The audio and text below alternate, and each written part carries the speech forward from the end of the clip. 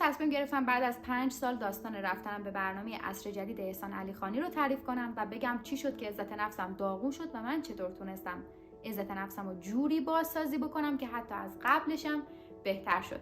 سلام، به کانال روانشناس خودت باش خیلی خوش اومدین. من هانیه طالعی هستم که در حال حاضر دانشجوی دکتری روانشناسی تربیتی ام و قصد دارم که توی این کانال مهارت‌هایی رو دور هم یاد بگیریم که به سلامت روان خودمون کمک کنیم و یه جورایی همونطور که از اسم کانال پیداست روانشناس خودمون باشیم. از اونجایی که از نظر من یکی از مهمترین چیزایی که آدما باید روی خودشون کار بکنن و باید براشون مهم باشه عزت نفسشونه، تصمیم گرفتم تعریف بکنم که چی شد که من اصلا روی عزت نفس خودم کار کردم، چی شد فهمیدم عزت نفس ندارم و اونجا آغاز 1 سال کار کردن من روی عزت نفس خودم بود و اون داستان رفتنم به برنامه عصر جدید بود. خب اول بگم که من الان لباسی رو پوشیدم که توی برنامه عصر جدید پوشیده بودم. خیلی لباس دوستش دارم به خاطر اینکه پترنای کاشی مسجد جامع یزد شهر خودم رو روش داره و خیلی از رنگش هم خوشم میاد. راستی اجرای کامل برنامه عصر جدیدم رو بعد از اینکه داستان رو تعریف کردم آخر همین ویدیو براتون میذارم، اون چیزی که تو شبکه 3 پخش شد. برگردیم به 5 سال پیش، زمانی که من 20-21 سالم بود. هنوز دقیقاً نمیدونستم که هدفم توی زندگی چیه و صرفاً میدونستم که من علاقه دارم به حرف زدن و سخنرانی کردن برای آدما، برای اینکه روشون تاثیر بذارم و بهشون انگیزه بدم و یه جورایی فکر میکردم که من قراره سخنران انگیزشی باشم. زمانی که داشت فصل 1 عصر جدید روی تلویزیونا پخش میشد، به مامانم گفتم که مامان به نظرت منم میتونم توی این برنامه شرکت کنم و مامانم مثل همیشه حمایتم کرد، گفت که آره دخترم برو که هوا تو دارم. خلاصه من رفتم توی استودیو، یه ویدیو گرفتم، یه سخنرانی انگیزشی داشتم حدود 2-3 دقیقه و برای برنامه‌شون فرستادم. بعد از 6 ماه، زمانی که میخوام بگم اصلا یادم رفته بود که من این ویدیو رو فرستادم، یه شماره ایرانسلی به من زنگ زد، گفت که خانم طالعی شما برای برنامه عصر جدید دعوت شدید، ما ویدیوتون رو دیدیم، تایید شده، فقط اینکه شما باید 2 مرحله برای راستی آزمایی بیاین تهران و اجرا داشته باشین. اگر تایید شد میتونید برای برنامه تلویزیونی برید. گفتم که باشه. و حالا یه پرانتزی باز کنم بگم که من همزمانی که برای برنامه عصر جدید دعوت شدم زمانی بود که داشتیم مقدمات ازدواج رو با همسرم میچیدیم. از طرف دیگه اگه یه پرانتز دیگه بخوام باز کنم، زمانی بود که شیوع کرونا بود، یعنی هنوز قرنطینه و تعطیلی و اینا اتفاق نیفتاده بود. صرفا فهمیده بودیم که یه کرونایی وجود داره و اومده و داره همه گیر میشه. برای راستی آزمایی اول رفتم، اجرا کردم، تایید شد، بهم گفتن که نیازی نیست برای راستی آزمایی دوم بیای، به خاطر اینکه هم راه دوره، همین که شما تو راستی آزمایی اول تایید شدی کاملا، فقط اینکه مثلا تو فلان تاریخی برای برنامه تلویزیونی اجرا روی صحنه داری. منم خب رفتم که اصلا آماده بشم برای این موضوع. چند هفته بعدش به ما زنگ زدن، گفتن به خاطر کرونا بهداشت گفته که کلا شما باید ضبط رو متوقف کنید و نمیتونید الان ضبط داشته باشید. برای همین ما زمانی که دوباره ضبطمون شروع شد بهت زنگ میزنیم، اطلاع میدیم که چه تاریخی بیای. و من برام یه فرصت خوبی پیش اومد برای اینکه بیشتر رو متن خودم کار بکنم و یه خوششانسی هم که آوردم با خانم رقیه توکلی که یکی از بهترین کارگردان‌های کشور هستن و همشهری منن، آشنایی بیشتری پیدا کردم و رفتم ازشون کمک خواستم برای اینکه توی نوشتن این متن بهم کمک بکنن. ایشون هم از واقعیت‌های زندگی خودم کمک گرفتن برای نوشتن این متن و بر اساس حال زندگی خودم این متن رو با گروهشون نشستیم و نوشتیم و آماده شدیم برای اینکه بریم برای برنامه اصلی. 1-2 ماه بعدش توی ماه رمضان به ما زنگ زدن، گفتن که ما مجوز پیدا کردیم که ضبط رو دوباره شروع بکنیم و حالا تو این تاریخ شما تشریف بیارید تهران. ما رفتیم برای ضبط. فقط اینو بگم که ضبط چون تو ماه رمضان بود بعد افطار شروع میشد، یعنی ساعت 7 و 8 شب ضبط شروع میشد. حالا من توی ذهن خودم این بود که تا وقتی نوبت اجرای من برسه مثلا 11-12 شب شده دیگه. از زمانی که شما وارد میشی به استودیوی عصر جدید که حالت یه سوله خیلی بزرگیه، شروع میکنن دوربین رو رود گرفتن و شروع میکنن ضبط کردن، ازت مصاحبه میگیرن، باهات صحبت میکنن، تو رو تو زوایای مختلف میگیرن. زمانی که داری با خانوادت یا حالا همراهیانت صحبت میکنی، زمانی که داری با بقیه تیم‌ها و بقیه آدمایی که اومدن حرف میزنی و تمام اینها رو زیر نظر دارن. انگار که تو کلا از ساعت 8 شب که میری اینجا تا زمانی که اجرا تموم بشه کلا زیر نظری و زیر دوربین ها هستی و انگار که من منتظر یه آزمون خیلی بزرگی بودم. دیدی وقتی امتحان داری میخوای سریع اون امتحانه رو بدی تموم شه بره، فقط من تو اون حالت بودم و دوست داشتم که فقط زود تموم شه که متوجه شدم زمان اجرای من ساعت 4 صبح و این برای من یه کوچولو سخت شده بود، به خاطر اینکه هم مسافر بودم، هم خب لباس پوشیده بودم، گریم کرده بودم، توی فضایی بودم که همش زیر دوربین بودم، استرس داشتم برای اینکه حالا اجرام چی میشه، چطور قراره اجرا بکنم، حالت صورتمو خوب نگه دارم، احساس خستگی نداشته باشم، اگه احساس خستگی دارم یه جوری خودمو فرش بکنم. و خلاصه که همش در تب و تاب و فشار بودم من تا ساعت 4 صبح که نوبت اجرام برسه. نزدیک ساعت 4 صبح که شد، رفتم به یکی از عوامل برنامه گفتم که خب ساعت 4 صبح من آمادم که قراره که صدام بزنن. اینم بهتون بگم که عوامل برنامه اونجا یه کوچولو خودشونم بنده خدا تو فشارن، تو خستگیان، آدم خیلی دور و برشون زیاده. وقتی رفتم اینو بهش گفتم خانم، گفتم بله، گفت اجرا ساعت 5:30. گفتم که چرا؟ مگه من قرار نبود بعد از فلانی مثلا برم رو صحنه؟ برگشت گفت نه، اول قبل از شما فلان گروهی و فلان گروهی میرن، شما 1.5 ساعت بعدش باید بریم. و من واقعا اون لحظه یه جوری شده بودم که خدا چرا تموم نمیشه، من الان آمادم، من فقط میخوام برم اجرا کنم، هم خسته‌ام، خسته راهم، خسته مسافرتم، فشار روم، استرس روم، فقط میخوام برم و تموم شه. گفتم که آقا چرا نمیشه من همون ساعت 4 خودم رو برم؟ دوست ندارم ساعت 5:30 برم، نمیشه من همون 4 رو برم؟ و این بنده خدا یهو توپید به من و یهو گفت که نه خانم، وقتی گفتم ساعت 5:30 یعنی 5:30 برو. انگار که به یه انبار باروتی یه جرقه کوچیکی زده شده بود و من ترکیدم. و فکر کنید که یکی مثلا 1 ساعت قبل از اجرا من داشتم توی سرویس های اونجا فقط گریه میکردم تا بالاخره آروم شم و حالا یه رو بی طول کشید تا تونستم دوباره گریم کنم و حالت صورت خودم رو برگردونم به یه حالتی که مناسب باشه برای اجرای روی صحنه رفتن. و خلاصه منو صدا زدن ساعت 5:30 و گفتن اجرای خانم هانی طالعی و من رفتم روی صحنه. خلاصه که خدا خیرشون بده خانم رقیه توکلی که بهم کمک کردن. ما یه استاد تئاتر رو رفتیم پیششون تمرین کردیم که ایشون زبان بدن و اکتای زبان بدن رو به من آموزش بدن که چطوری وقتی اون داستانی که توی اجرام هست و دارم تعریف میکنم به بهترین نحو به مخاطب انتقال بدم. رفتم خیلی خوب اجرامو پیاده کردم همونطور که دلم میخواست، خوب بود، دوستش داشتم اجرامو. و حالا برای اینکه اسپویل نشه نمیگم که حالا چند تا سفید گرفتم و چند تا قرمز گرفتم و داورا دقیقاً نظرشون چی بود.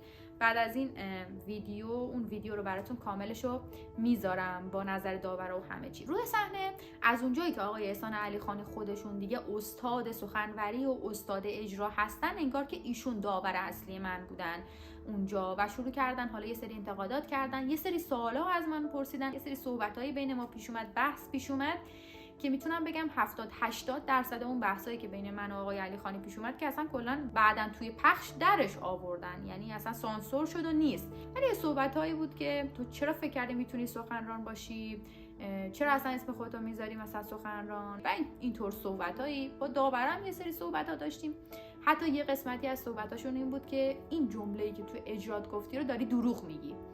من براشون توضیح میدادم که نه، من دروغ نمیگم، داستان از این قراره، این اتفاق افتاده، با دیتیل بیشتری توضیح میدادن که بفهمن اینی که دارم میگم و دارم درست میگم، دارم حقیقت رو میگم.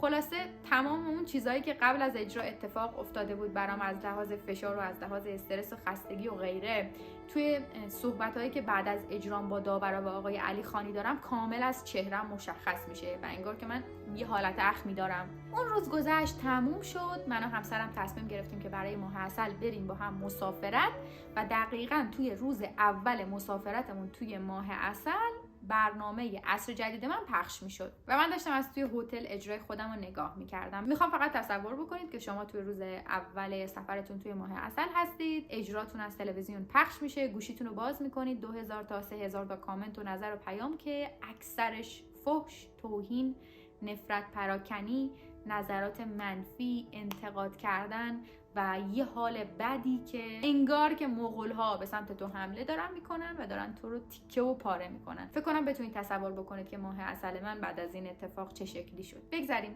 شما وقتی که یه نفر یه حرف ناراحت کننده بهتون میزنه، ممکنه که مثلا یه روز 2 روز تو خودتون باشید، ولی نمیدونم میتونید تصور بکنید که وقتی این حجم از آدم با شما دشمن میشن، با شما گارد میگیرن، نظر منفی میدن، انتقاد میکنن و بدتر از همه فحاشی میکنن، توهین میکنن، شما رو به بدترین شکل ممکن قضاوت میکنن، چقدر طول میکشه تا بتونید خودتون رو جمع جور کنید.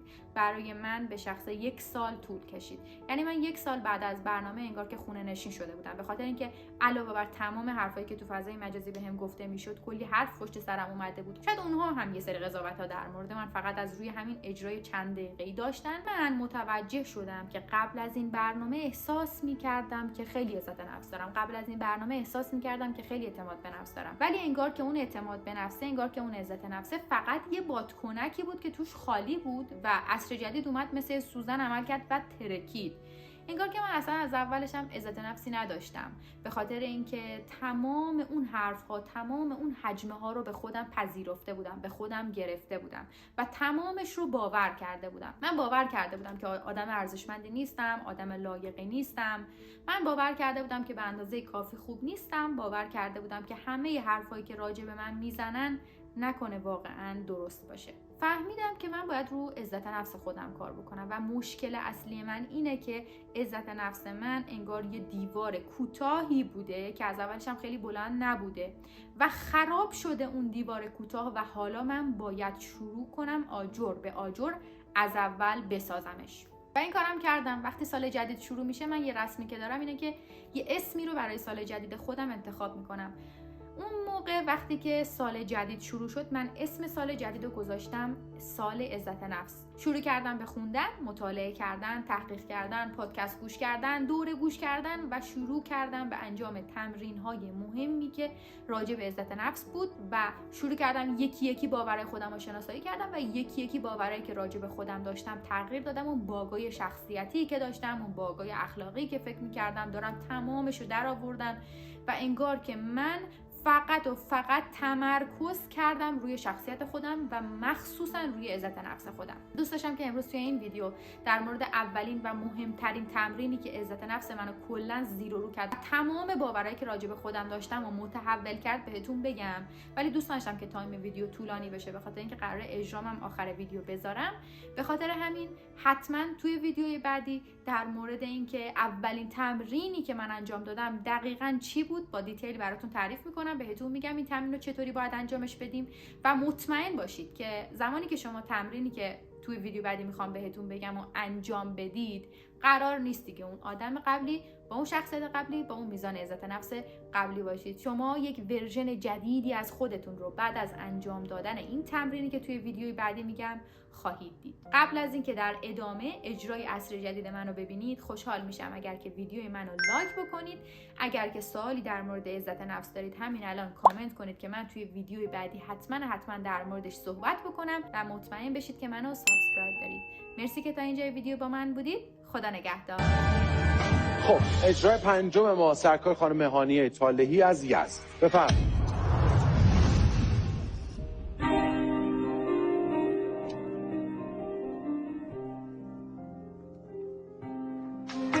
سلام.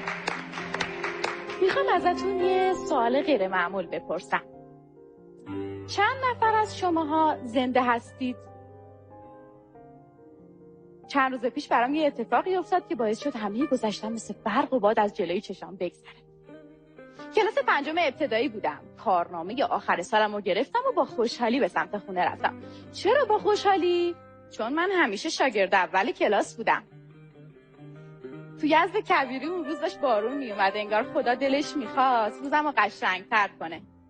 وارد حیاط خونه که شدم، دیدم نناغام داره با زنای همسایه سبزی پاک میکنه که شولی درست کنه. نمیدونم چقدر آشنایت دارید، ولی شولی یه آش خوشمزه و رقیق یزدیه که خانوما معمولاً واسه عصرونه آمادش میکنن.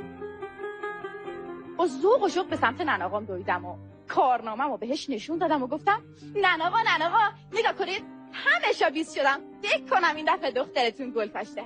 یکی از خانم‌های همسایه همینطور که داشت سبزی‌ها رو پاک می‌کرد گفت ماشاءالله به نمیگه درس خونتون. ولی هیچ وقت فراموش نمی‌کنم که نناغا یه لبخند تلخی زد و زیر لب گفت اینا خوبه با سواد میشن، ولی الهی خونه داری و بچه داریشون 20 باشه، آخرش باید بشینم مثل ما سبزی پاک کنم. فتول خانم همسایه‌ام اتفاقا ادامه داد، گفت بله راستم بگید مادر شوهر منم گفته. هنر زنباسی این باشه که پلو شیفته نشه. چه ذوقی هم میکنه شوهرش. خیلی عالیه. گفت پلو شفته نشه. پلوش یه فرقی داشت. پلوش شفته نشه. درسته؟ ولی زندایی بابام که سید بود و بهش میگفتیم بیبی دایی، خدا حفظش کنه، یه نگاهی به همه انداخت و گفت تو زو بچه نزنت باری کلا دختر جون خش. ایشالله که خودمیم عاشق قبولی دانشگاه میپزم. منم مطمئنم که تو افتخار فامیل میشی. 11 سالم بود که همه این حرفا رو میشنیدم. هم خوشحال شده بودم، هم کنف شده بودم و 1000 سوال توی سرم. 7 سال از اون روز گذشت.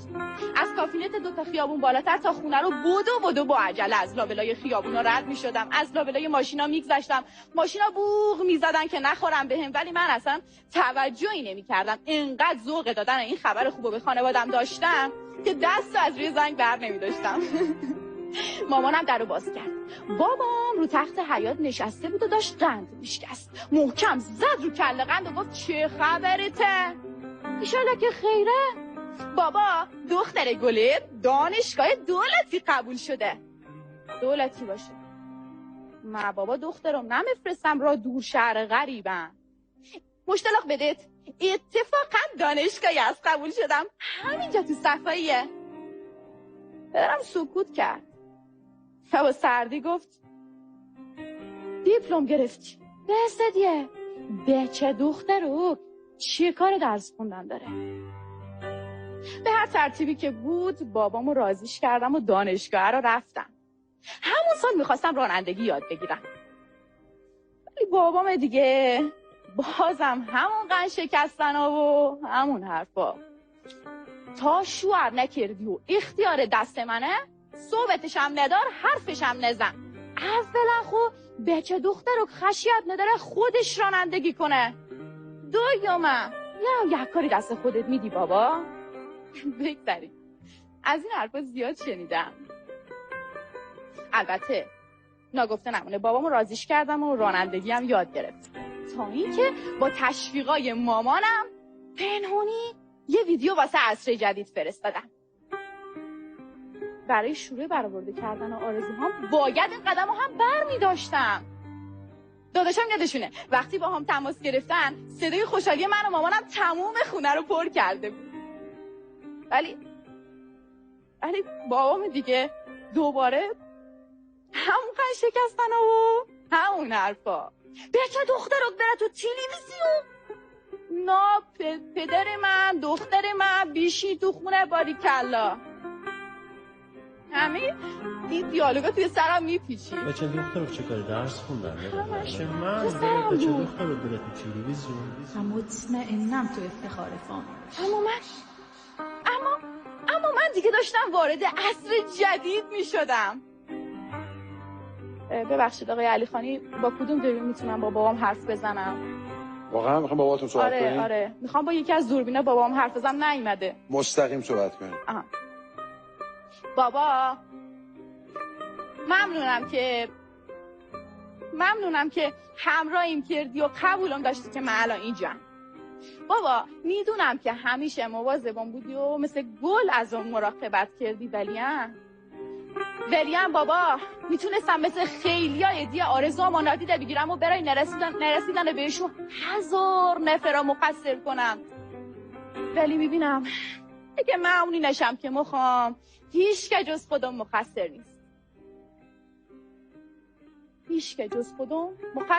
نیست.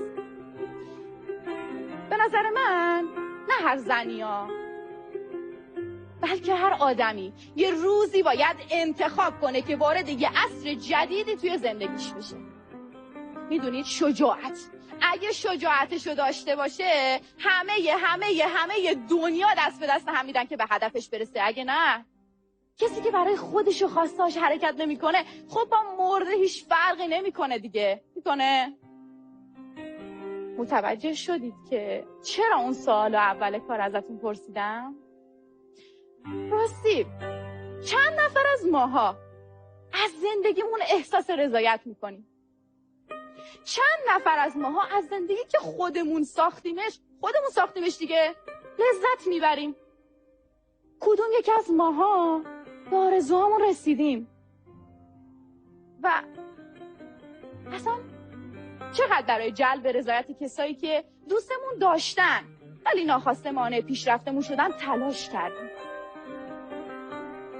بیبی دایم یه شعر حافظ رو میخوند، اشتباه میخوند ولی جالب میگفت: آدمی در عالم خاکی همی آید به دست، آدمی در عالم خاکی همی آید به دست، عالمی دیگر بباید ساخت، بباید ساخت و از نو آدمی.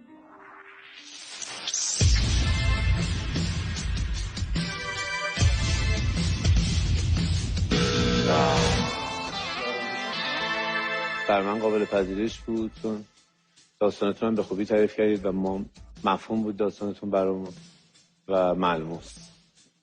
متشکرم. عالمی دیگر بباید ساخت و از نو آدمی، یعنی واقعا در این حرفه‌ای که شما پیش گرفتید حتما این کار رو بکنید، حتما و حتما.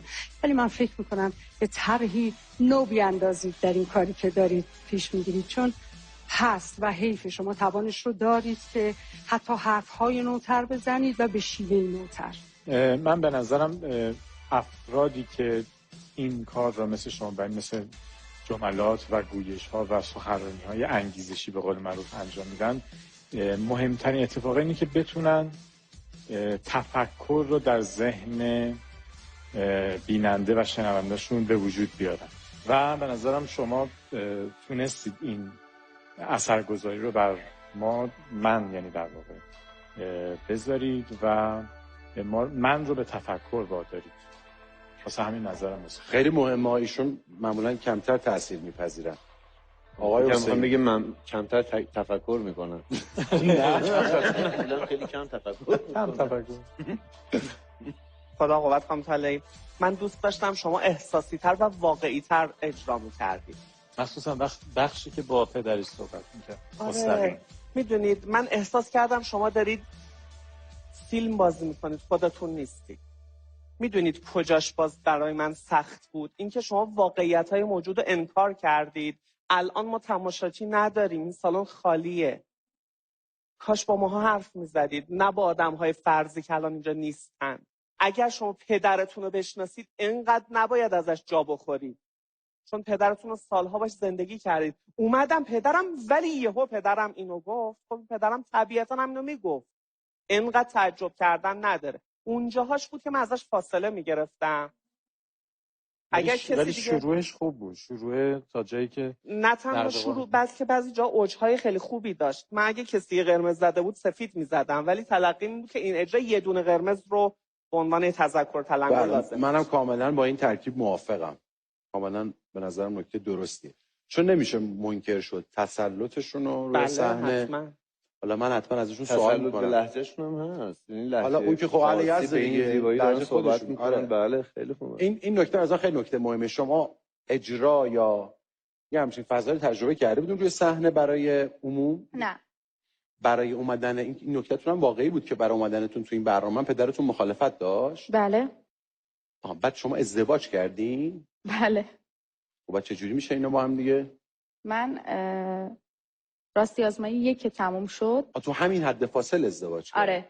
در این بین ازدواج کردم و این برخلاف دوستان دیگه که کرونا براشون خوب نبود، برای من خیلی خوب بود چون وقت داشتم و متنم اصلا کلا عوض کردم. یه متن دیگه می‌خواستم بگم. بعد شما در نهایت می‌خواید چیکار کنی؟ یعنی سودا و آرزو چی داری؟ دوست دارم در سطح جهانی تاثیرگذار باشم. مثلا یعنی چی؟ یعنی چی؟